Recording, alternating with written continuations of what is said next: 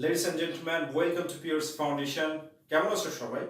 তো আশা করছি অনেক ভালো আছো। তো আজকে আমরা দ্য হেয়ারি অ্যাপ এই মডার্ন ট্র্যাজেডিটা নিয়ে আলোচনা করব।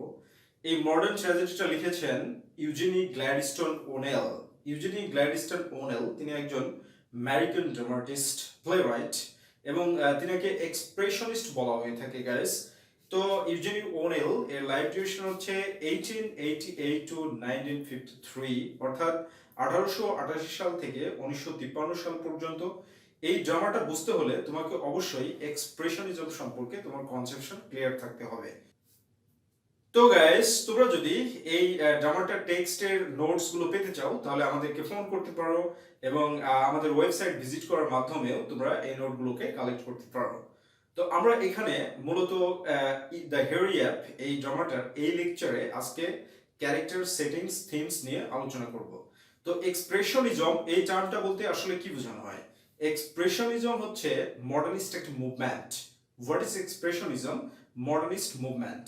আর এই এক্সপ্রেশনিজমের উৎপত্তি হয়েছিল বিংশ শতাব্দীর শুরুতে জার্মানিতে 1905 সালে। আর 1905 সালে এটা যখন উৎপত্তি হয় গাইস, তখন এটাকে সর্বপ্রথম মূলত পোয়েট্রি এবং পেইন্টিং এর ক্ষেত্রে ব্যবহার করা হতো। আর এক্সপ্রেশনিজম এই টার্মটা দ্বারা বোঝানো হয় মূলত আইডিয়াসগুলো রিপ্রেজেন্ট করা হয় সাবজেক্টিভ পার্সপেক্টিভ থেকে। তবে পয়েন্ট যেটা সেটা হচ্ছে ডিস্টোর্টিং ওয়ে। ডিস্টোর্টিং ওয়ে বলতে কিছুটা নিজের মতো করে বলা, বিকৃতি করে বলা বা বিকৃত করে বলা, এটা হচ্ছে ডিস্টোর্টিং ওয়ে। আর এই ডিস্টোর্টিং ওয়েটা কেন এক্সপ্রেশনিজমের জন্য চুজ করা হয়? কারণ যেন ইমোশনাল ইফেক্টস অ্যান্ড আইডিয়াস এগুলোকে যেন ক্রিয়েট করা যেতে পারে। ইমোশনাল ইফেক্টস অ্যান্ড আইডিয়াসটাকে ক্রিয়েট করার জন্য এক্সপ্রেশনিজমের ব্যবহার। এখানে ইয়াংকের মাধ্যমে, that means protagonist of the novel, এই ইয়াংকের মাধ্যমে কিন্তু এক্সপ্রেশনিজম এই মডার্নিস্ট মুভমেন্টটাকে ইউজিনি ওনেল ফুটিয়ে তুলেছেন। তো Eugene O'Neill he is the American playwright. সে একজন ক্রিটিকও বটে, আমেরিকান প্লেরাইট অ্যান্ড ক্রিটিক।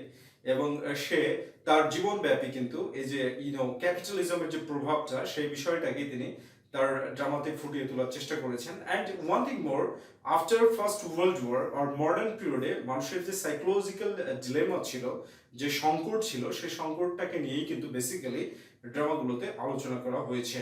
তো guys, coming to the point, setting of the drama. এখানে মূলত যে সেটিংটা ব্যবহার করা হয়েছে 1 থেকে 4 নাম্বার সিন পর্যন্ত। এখানে বলে রাখি এটা একটা ওয়ান অ্যাক্ট প্লে, কিন্তু এটাকে লেখা হয়েছে কি লুজলি 8 সিনসে ডিভাইড করে। ওয়ান অ্যাক্ট প্লে বাট 8টা সিনে ডিভাইড করে, সে লুজলি ডিভাইড করে এই ড্রামাটাকে কিন্তু ইউজিনি ওনেল এক্সপ্রেশনিজমের মাধ্যমে উপস্থাপন করেছেন। তো 1 নম্বর সিন থেকে শুরু করে 4th নাম্বার সিন পর্যন্ত এর যেটা প্লেস সেটিং, সে প্লেস সেটিংটা হচ্ছে এই ড্রামাটার একটা হচ্ছে শিপ, আর বিশেষ করে ফায়ার্সম্যান ফোরক্যাসল। ফায়ার্সম্যান ফোরক্যাসল বলতে এই ফোরক্যাসল এই শব্দটা অবশ্যই ব্যবহার করতে হবে, কারণ ফোরক্যাসল শব্দের অর্থ হচ্ছে জাহাজের সামনের দিক, যেখানে নাবিকদের থাকার জায়গা করা হয় বা শ্রমিকদের থাকার জায়গা করা হয়। এটা হচ্ছে ফায়ার্সম্যান ফোরক্যাসল এই জাহাজটার। এটা হচ্ছে ফার্স্ট সেটিং 1 থেকে 4th নাম্বার সিন পর্যন্ত। তারপরে সেটিং 5ম সিনে যেটা আসে সেটা হচ্ছে 5th avenue, new York, Manhattan. 5th avenue, new York, Manhattan এই জায়গাটা হচ্ছে গাইজ একটা ক্যাপিটালিস্টদের বসবাসের জায়গা, ধনীদের বসবাসের জায়গা। অর্থাৎ এখানে ধনীরা যারা ক্যাপিটালিস্ট রয়েছে তারা বসবাস করে থাকে সেই জায়গাটার। এটা হচ্ছে সেটিং একটা গির্জার সামনে, যেখানে একটা ভায়োলেটিং সিনটাকে দেখানো হবে বা মারামারির একটা বিষয় দেখানো হবে। এর পরবর্তী যে সেটিংটা দেখানো হয়েছে সেই সেটিংটা হচ্ছে prison on Blackwell's island. Prison on Blackwell islands, এখানে কিন্তু এর পরবর্তী সেটিং, অর্থাৎ প্রোটাগনিস্টকে ধরে জেলে নিয়ে যাওয়া হবে এবং সেখানে যে ঘটনাটা ঘটেছে, 1 মাস সে জেলে থাকবে, সেই ঘটনাটাকে এখানে তুলে ধরা হয়েছে। লেটার অন যেটাকে দেখানো হয়েছে সেটা হচ্ছে IWW। IWW stands for international workers of the world.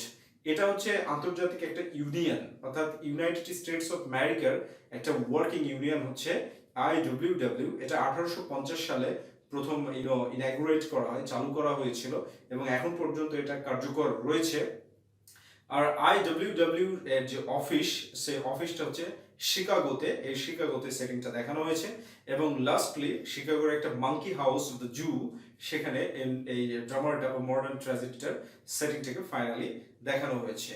তো গাইজ আশা করছি সেটিং বুঝতে পেরেছো, এবং সেটিংগুলো অবশ্যই important. This are the reference.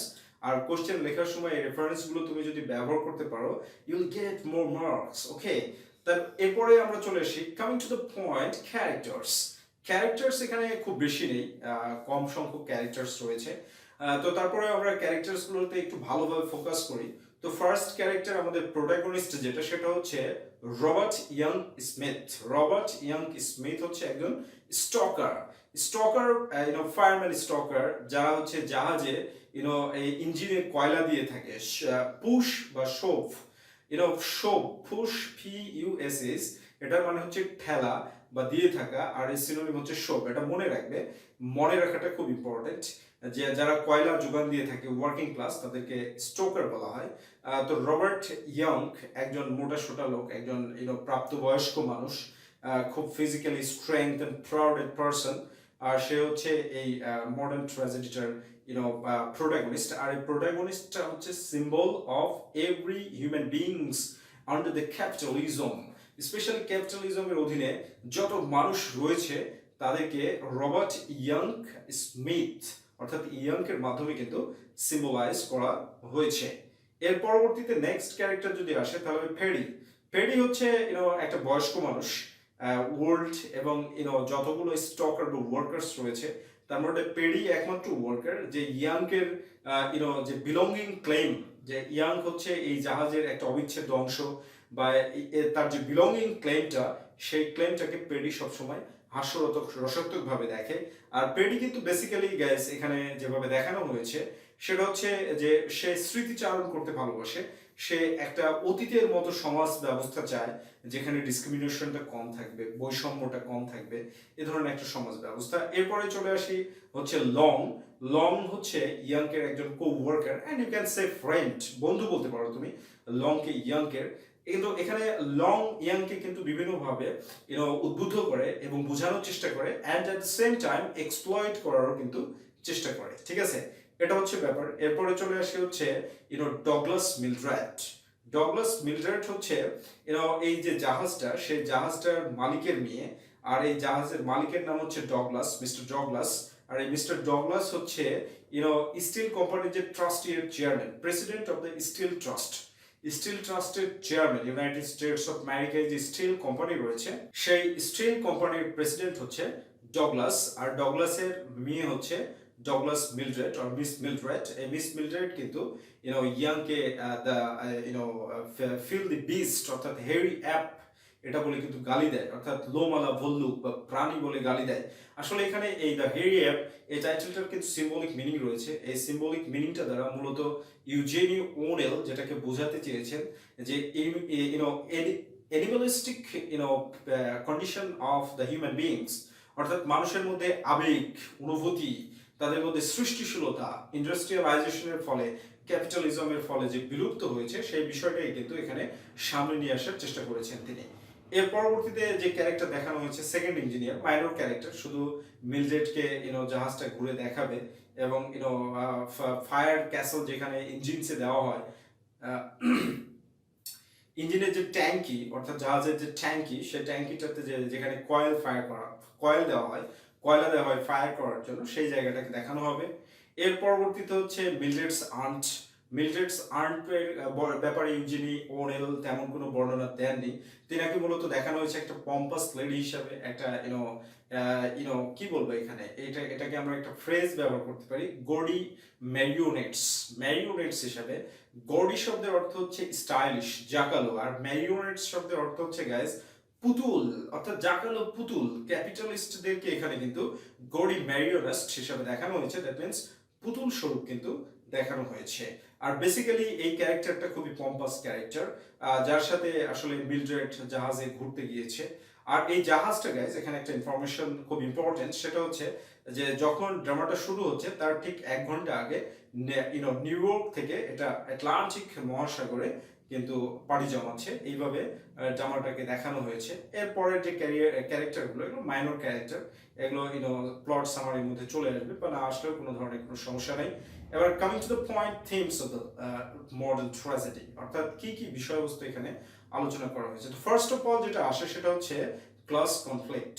Class conflict বলতে কি শ্রেণী সংঘাত। শ্রেণী সংঘাতের আসলে কি বোঝানো হচ্ছে গাইস, যে এখানে এইরকম দেখো ক্যাপিটালিস্ট যারা এবং যারা হচ্ছে ওয়ার্কিং ক্লাস, এই ক্যাপিটালিস্টের অধীনে যারা ওয়ার্কিং ক্লাস পিপল, তাদের সাথে একটা এক্সপ্লয়টেশন, সবসময়ের জন্য সংঘাত, এবং এখানে পাওয়ার, প্র্যাকটিস অফ পাওয়ার, এক্সপ্লয়টেশন, এই জিনিসটাকে এই শ্রেণী সংঘাতের মাধ্যমে দেখানো হয়েছে। ওয়ার্কিং ক্লাস পিপলদেরকে আসলে কি প্রাণীর মতো, অ্যানিমেলসের মতো একটা কেজের মধ্যে আটকে রাখা হয়েছে। যেমন জাহাজে দিনের পর দিন, বছরের পর বছর, মাসের পর মাস তারা কাজ করছে, নো ফ্যামিলি মিটিংস, কোনো ধরনের বন্ধু বান্ধব নাই, একই জায়গায় সমুদ্রে অসহায় অবস্থায় কয়লার মধ্যে কাজ করছে, এটা হচ্ছে ব্যাপার।